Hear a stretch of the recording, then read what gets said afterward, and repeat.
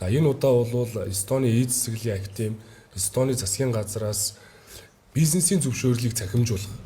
Мөн Эстонд одоо 10 тэрбум долларын орлогыг бүрдүүлсэн цахим оршин суугч буюу e-residency гэсэн хөтөлбөрийг Монгол улсад нутагшуулахаар зөвлөх үйлчилгээний гэрээ байгууллаа.